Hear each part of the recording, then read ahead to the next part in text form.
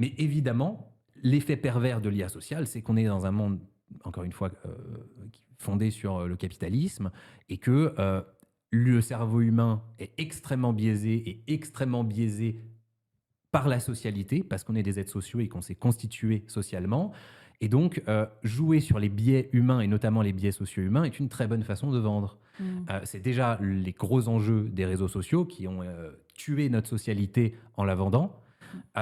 Et aujourd'hui, on a un risque majeur que les IA deviennent ce que Damasio appelle un techno-cocon, Mmh. qui évite toute friction dans notre Mmh. socialité. Et au lieu que les IA soient l'occasion d'une nouvelle ouverture à une altérité dans la matière, qui pose des nouvelles questions, qui crée des nouvelles frictions et qui nous demande de nous positionner nouvellement Mmh. dans l'univers, on va dire, ça risque d'être au contraire une espèce d'enfermement sur notre petite bulle émotionnelle et Mmh. cognitive pour rester dans un confort qui ne pousse pas à s'élever.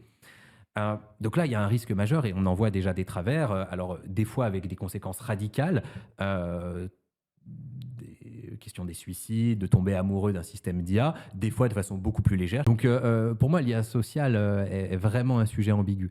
Et en effet, il vient toucher au cœur des distinctions qu'on évoquait.